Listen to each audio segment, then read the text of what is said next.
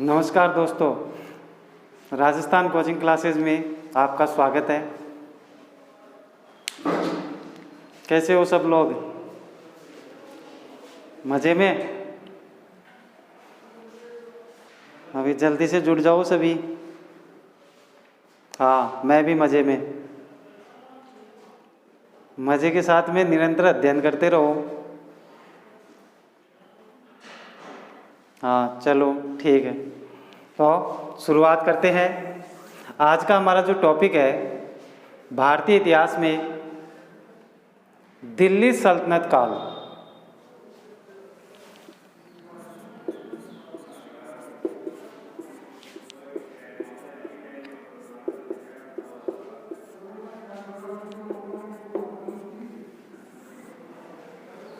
दिल्ली सल्तनत काल 1206 से लेकर के 1526 ईस्वी का जो काल है वो दिल्ली सल्तनत काल के नाम से जाना जाता है। किस नाम से जाना जाता है? दिल्ली सल्तनत काल के नाम से जाना जाता है। इस 1206 से लेकर 1526 ईस्वी के समय में दिल्ली पर 5 राजवंशों द्वारा शासन किया गया था। नंबर 1,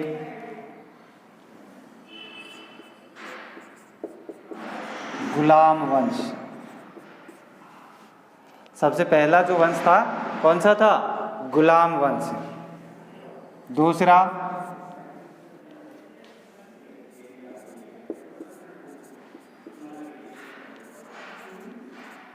खिलजी वंश।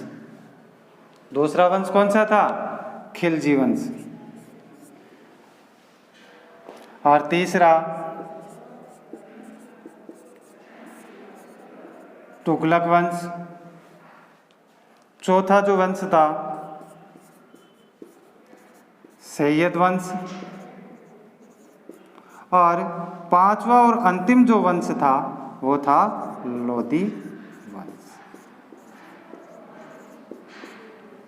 1206 से लेकर के 1526 ईस्वी तक दिल्ली पर 5 राजवंशों द्वारा शासन किया गया था, जिसमें प्रथम है गुलाम वंश, खिलजी वंश, तुगलक वंश, सैयद वंश और लोधी वंश।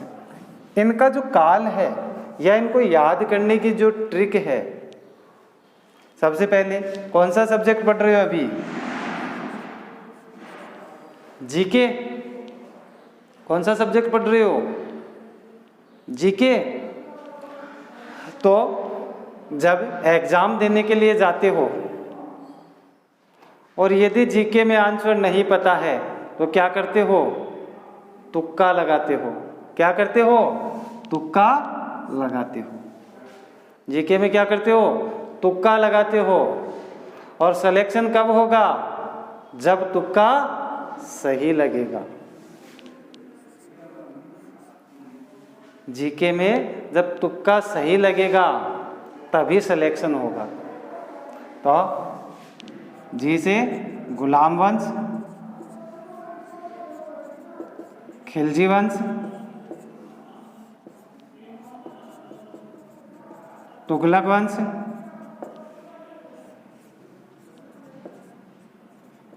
सैयद वंश और लोधी। तो जीके में तुक्का कैसे लगना चाहिए? सही लगना चाहिए। सिलेक्शन कब होगा? जब जीके में तुक्का सही लगेगा। समझ में आई? चलो इससे भी आसान दूसरी ट्रिक बताते हैं आपको।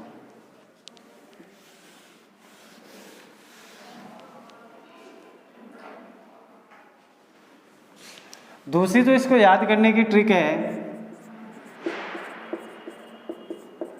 गुल खिले तो सैया लौटे।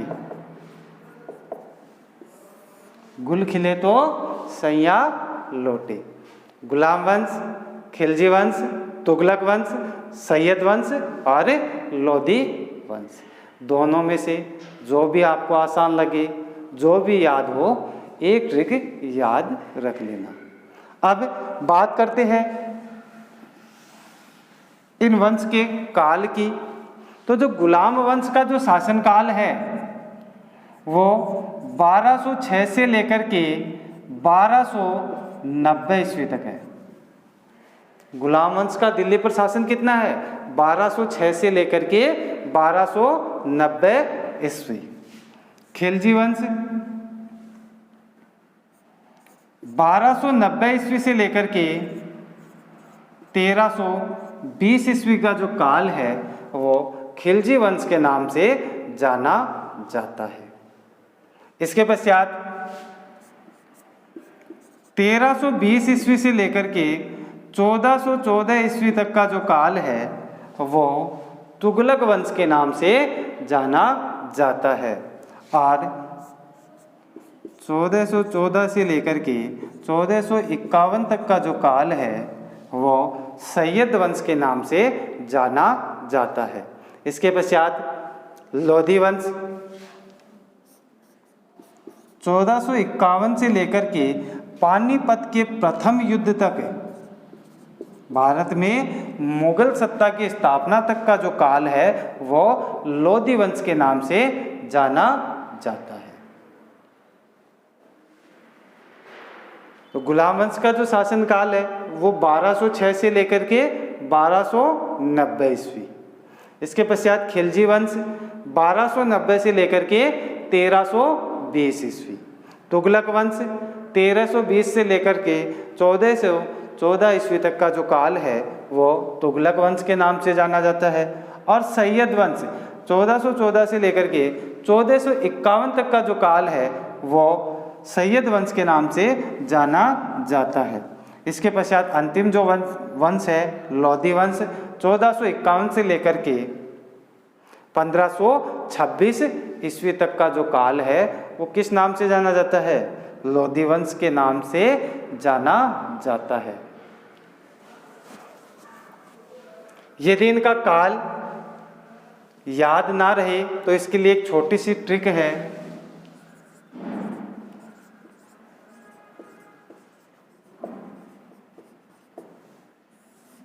चौरासी 30 94 37 75 ये जो मोबाइल नंबर हैं ये किसके हैं? दिल्ली सल्तनत के। ये मोबाइल नंबर किसके हैं? दिल्ली सल्तनत के मोबाइल नंबर हैं 84 30 94 37 75। यदि गुलाम वंश की बात करें तो 1206 से लेकर के 1290 तक 84 वर्ष तक इन्होंने शासन किया। 1290 से लेकर के 1320 तक 30 वर्ष तक खिलजी वंश ने शासन किया। 1320 से लेकर के 1414 ईस्वी तक तुगलक वंश ने 94 वर्ष तक शासन किया। और सैयद वंश द्वारा 37 वर्ष तक शासन किया गया।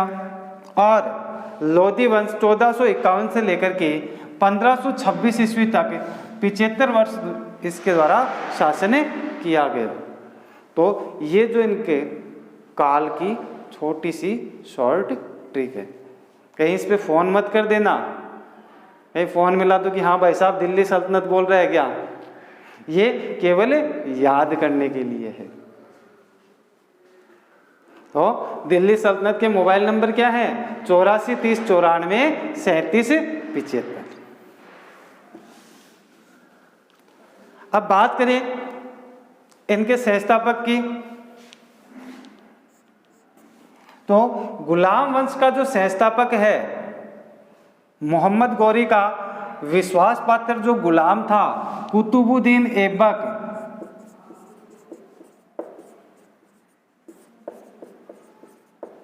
गुलाम वंश का संस्थापक कौन था? कुतुबुद्दीन ऐबक, जिसने गुलाम वंश की स्थापना की थी। खिलजी वंश का संस्थापक जलालुद्दीन खिलजी।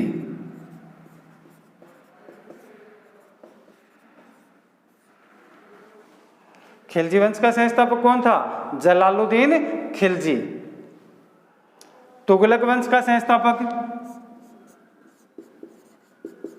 गयासुद्दीन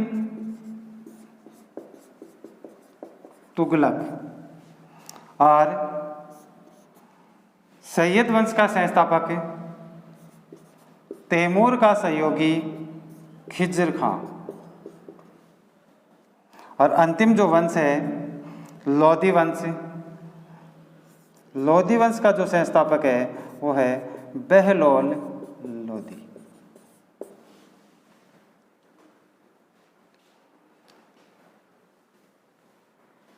भारतीय इतिहास में एग्जाम में जो सबसे महत्वपूर्ण पार्ट बनता है वो आपका दिल्ली सल्तनत काल और मुगल काल बनता है।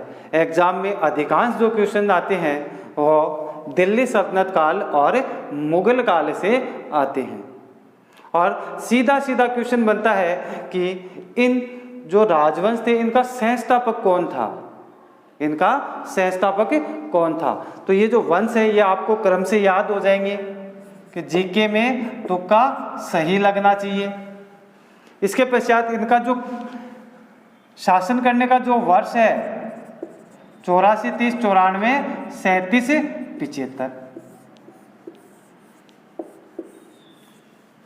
याद हो जाएगा।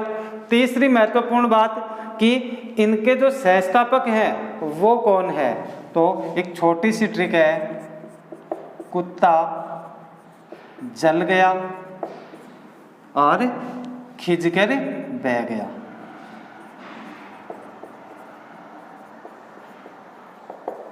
कुत्ता जल गया और खिंच करके बह गया।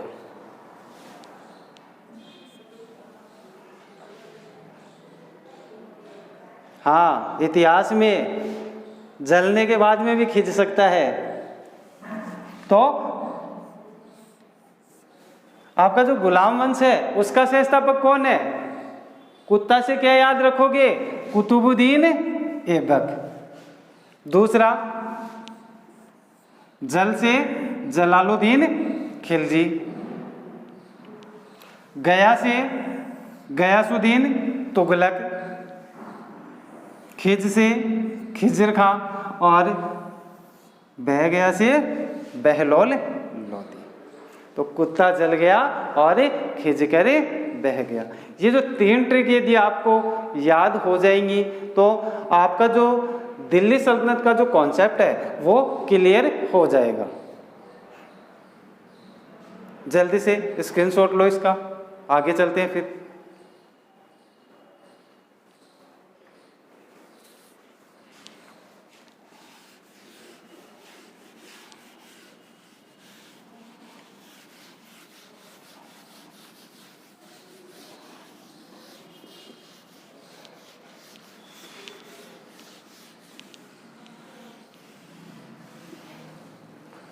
तो अब हम बात करते हैं गुलाम वंश की।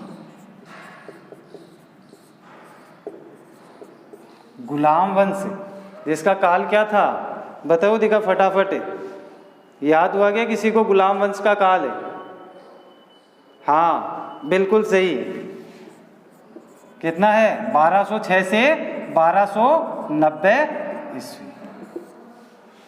गुलाम वंश का जो काल है वो कितना है? 1206 में इसकी स्थापना हुई थी और 1290 में इसका शासन समाप्त हो गया था। गुलाम वंश का जो संस्थापक है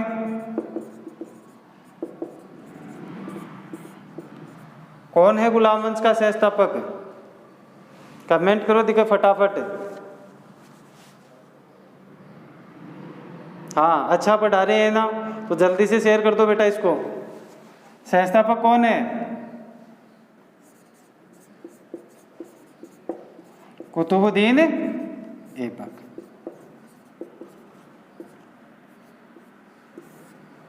गुलाम वंश का संस्थापक कौन है? कुतुबुद्दीन ऐबक, जिसने 1206 से लेकर के 1210 ईस्वी तक शासन किया था। केवल मात्र 4 साल का ही इसका शासन काल था। ये जो कुतुबुद्दीन ऐबक है ये मोहम्मद गौरी का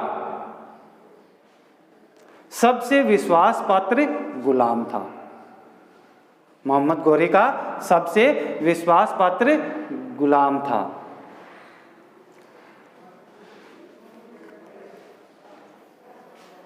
मोहम्मद गौरी। चंदावर के युद्ध के पश्चात, चंदावर का जो युद्ध है 1194 ईस्वी में कन्नौज शासक जयचंद गैडवाल और मोहम्मद गौरी के मध्य लड़ा गया था। उस युद्ध के पश्चात मोहम्मद गौरी मध्य एशिया अभियान पर चला जाता है। 1194 के पश्चात मध्य एशिया अभियान पर चला जाता है और वो भारत का प्रशासक नियुक्त करता है कुतुबुद्दीन ऐबक को। किसको नियुक्त करता है? कुतुबुद्दीन ऐबक को। गौरी अपना प्रशासक किसे नियुक्त करता है? कुतुबुद्दीन ऐबक को नियुक्त करता है। परंतु 1206 ईस्वी में खोखर में जाटों का विद्रोह शुरू हो जाता है और उस विद्रोह को दबाने के लिए मोहम्मद गौरी मध्य एशिया अभियान से वापस आता है और इसी अभियान के दौरान 1206 ईस्वी में दैमक नामक स्थान जो वर्तमान पाकिस्तान में है, वहां पर खोखर के जाटों द्वारा मोहम्मद गौरी की हत्या कर दी जाती है और इसके पश्चात मोहम्मद गौरी के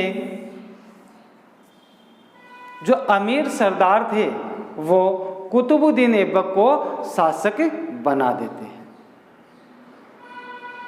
अमीर सरदारों द्वारा किसे शासक बनाया जाता है? कुतुबुद्दीन ऐबक को शासक बनाया जाता है 1206 ईस्वी में मोहम्मद गौरी की मृत्यु के पश्चात। तो कुतुबुद्दीन ऐबक कौन था? मोहम्मद गौरी का गुलाम था।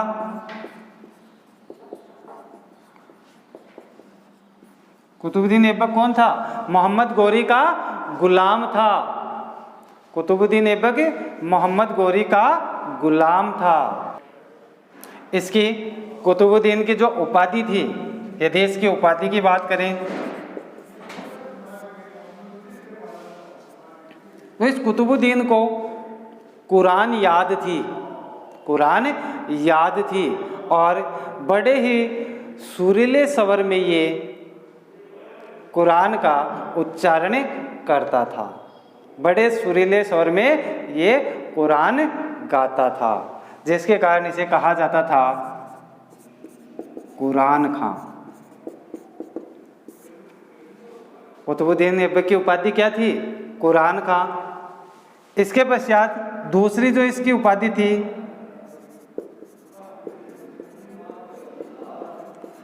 हातिम ताई। क्या उपाधि थी? हातिम ताई, जिसका अर्थ होता है उदार हृदय वाला। उदार हृदय वाला। इसने शासक बनते ही जो युद्ध में बंदी बनाए गए सैनिक थे उनको इसने आज़ाद कर दिया था, उनको इसने मुक्त कर दिया था, जिसके कारण इसे क्या कहा जाता है? उदार हृदय वाला कहा जाता है। इसके पश्चात इसकी जो तीसरी उपाधि थी लाख बख्श। तीसरी उपाधि क्या थी? लाख बख्श, या जिसका अर्थ होता है लाखों का दान देने वाला। लाखों का दान देने वाला या हाथी दान देने वाला।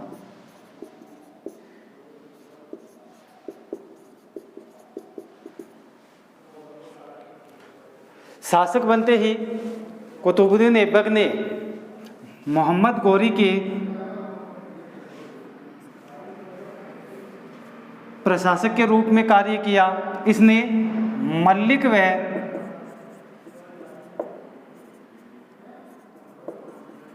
सिपे सलार की उपाधि धारण की। इसने सुल्तान की उपाधि धारण नहीं की।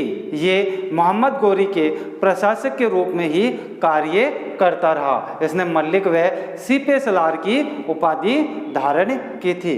ना तो इसने अपने नाम का खुतबा बढ़वाया और ना ही इसने अपने नाम के सिक्के जारी किए।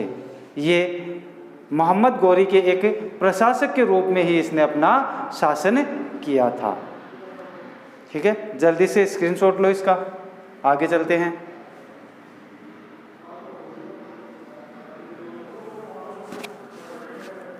ठीक है,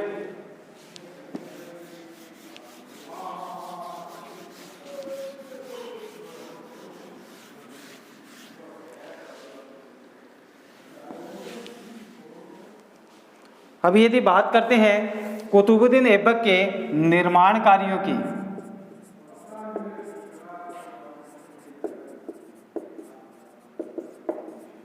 ऐबक के निर्माण कार्य,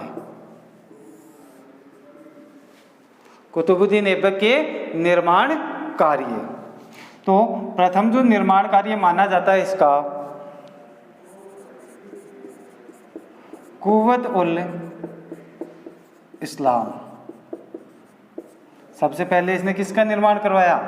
कुव्वत उल इस्लाम का इसने निर्माण करवाया, जो भारत की प्रथम मस्जिद थी। भारत की जो प्रथम मस्जिद थी जिसका नाम क्या मिलता है? कुव्वत उल इस्लाम। दिल्ली में इसका निर्माण करवाया।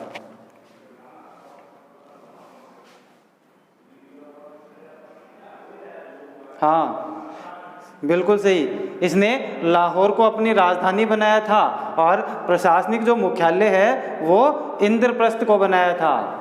राजधानी क्या थी इसकी? लाहौर, और जो प्रशासनिक मुख्यालय था वो था इंद्रप्रस्थ, दिल्ली के नज़दीक। तो इसने भारत की प्रथम मस्जिद का निर्माण करवाया, जिसे क्या कहा जाता है?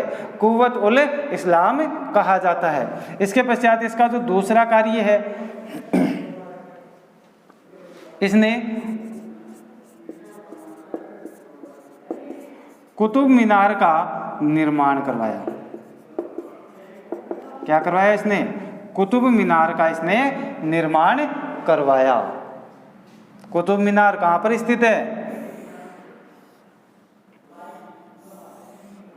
बताओ दिखे फटाफट।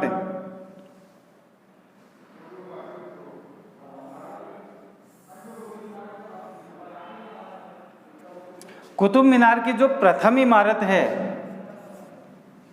कुतुब मीनार की प्रथम इमारत का जो निर्माण है वो कुतुबुद्दीन ऐबक द्वारा करवाया गया था। इसकी दूसरी, तीसरी और चौथी मंजिल का जो निर्माण है, इन तीनों का जो निर्माण है वो इल्तुतमिश द्वारा करवाया गया था। दूसरी, तीसरी और चौथी मंजिल का जो निर्माण है वो इल्तुतमिश द्वारा करवाया गया था। 1369 ईस्वी में आकाशीय बिजली गिरने के कारण इसकी जो चौथी मंजिल है वो क्षतिग्रस्त हो गई। 1369 ईस्वी में आकाशीय बिजली गिरने के कारण इसकी जो चौथी मंजिल है वो क्षतिग्रस्त हो गई। तो 1369 ईस्वी में फिरोज शाह तुगलक द्वारा इसकी चौथी मंजिल की मरम्मत करवाई गई और पांचवी मंजिल का निर्माण करवाया गया। इसकी चौथी मंजिल की जो मरम्मत है और पांचवी मंजिल का जो निर्माण है वो फिरोज शाह तुगलक द्वारा 1369 ईस्वी में करवाया गया था। इसके पश्चात ये जो इमारत है ये भूकंप से क्षतिग्रस्त होने पर 1505 ईस्वी में सिकंदर लोदी द्वारा इसका पुनर्निर्माण करवाया गया था। तो प्रथम इमारत का जो निर्माण है वो किसके द्वारा किया गया था? कुतुबुद्दीन ऐबक के द्वारा। दूसरी, तीसरी और चौथी मंजिल का निर्माण इल्तुतमिश द्वारा किया गया। 1369 ईस्वी में आकाशीय बिजली गिरने के कारण इसकी जो चौथी मंजिल है वो क्षतिग्रस्त हो गई थी, जिसकी मरम्मत और पांचवी मंजिल का जो निर्माण है वो किसके द्वारा करवाया गया था? फिरोज शाह तुगलक द्वारा करवाया गया था। और भूकंप से क्षतिग्रस्त होने पर 1505 ईस्वी में सिकंदर लोदी द्वारा इसका पुनः निर्माण करवाया गया था। तो जो कुतुब मीनार है ये अफगान की जाम मीनार से प्रेरित है।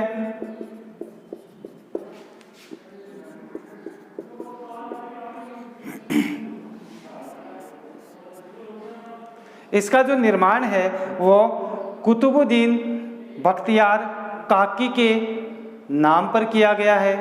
जो सूफी संत थे ख्वाजा कुतुबुद्दीन बख्तियार काकी, उनके नाम पर इसका निर्माण करवाया गया।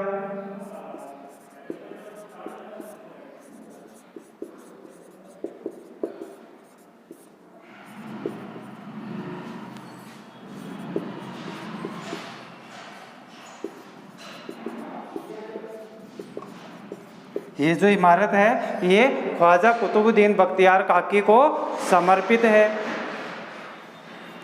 ईंटों से निर्मित विश्व की सबसे ऊंची इमारत, ईंटों से निर्मित विश्व की सबसे जो ऊंची इमारत है वो कौन सी है? कुतुब मीनार है। ईंटों से निर्मित विश्व की सबसे ऊंची मीनार कुतुब मीनार है। और 1993 ईस्वी में इसे यूनेस्को धरोहर सूची में शामिल किया गया। 1993 में इसे यूनेस्को धरोहर सूची में शामिल किया गया।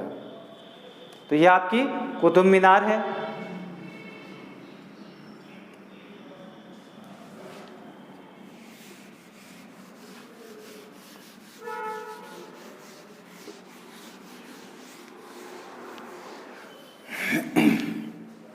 इसके पश्चात नेक्स्ट निर्माण की यदि बात करें तो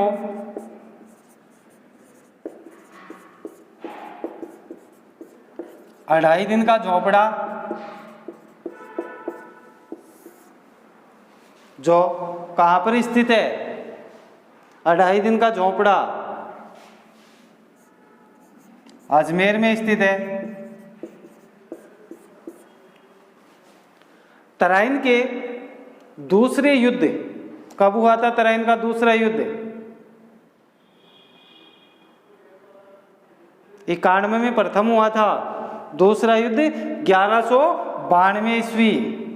तराइन के दूसरे युद्ध में विजय के पश्चात मोहम्मद गोरी के आदेश पर कुतुबुद्दीन ऐबक द्वारा अजमेर में अढ़ाई दिन के झोंपड़े का निर्माण करवाया गया था।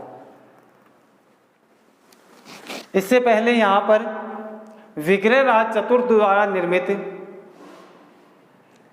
एक पाठशाला थी जिसका नाम मिलता है सरस्वती कंठभरण पाठशाला। उसको तोड़वा करके अढ़ाई दिन के झोंपड़े का निर्माण करवाया गया था। किसके द्वारा? कुतुबुद्दीन ऐबक के द्वारा।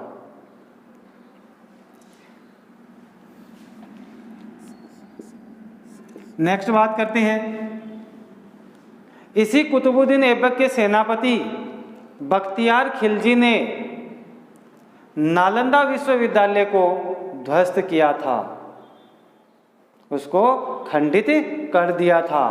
तो नालंदा विश्वविद्यालय का जो दमन किया गया था वहां पर किसके काल में? कुतुबुद्दीन ऐबक के काल में, इसके सेनापति बख्तियार खिलजी द्वारा। और 1210 ईस्वी में चौगान खेलते हुए घोड़े से गिर करके ऐबक की मृत्यु हो गई। कब हुई थी? 1210 ईस्वी में। पोलो या चौगान खेलते हुए घोड़े से गिर करके इसकी मृत्यु हो गई थी। और कुतुबुद्दीन ऐबक का जो मकबरा है, कुतुबुद्दीन ऐबक का जो मकबरा है वो कहाँ पर स्थित है? लाहौर में स्थित है। कुतुबुद्दीन ऐबक का मकबरा कहाँ पर स्थित है? लाहौर में स्थित है। इसके पश्चात ऐबक का जो पुत्र है आराम सा है, शासक बनता है, परंतु वो ज़्यादा दिन तक आराम नहीं कर पाता है, ज़्यादा दिन तक आराम नहीं कर पाता है। और बदायूं का जो गवर्नर है इल्तुतमिश आराम शाह को पराजित करता है और स्वयं शासक बन जाता है। इल्तुतमिश जो ऐबक का गुलाम था, ऐबक ने उसे 1 लाख जीतल में खरीदा था और उसके पश्चात उस गुलाम के साथ में अपनी पुत्री का विवाह किया और उसे बदायूं का गवर्नर बना दिया था। उसी इल्तुतमिश ने ऐबक के पुत्र आराम शाह को पराजित करके दिल्ली की गद्दी पर बैठ गया था। इस इल्तुतमिश के बारे में चर्चा करेंगे कल। तो दिल्ली सल्तनत काल और ऐबक आप लोगों की समझ में आया होगा। हाँ, अच्छी चीज़ें ही पढ़ाते हैं यहाँ पे। तो आप लोग इस क्लास को ज़्यादा से ज़्यादा शेयर करें, लाइक करें और कमेंट करें। और आपकी यदि कोई भी समस्या हो तो कमेंट बॉक्स में कर दें, उसका समाधान कर दिया जाएगा। धन्यवाद।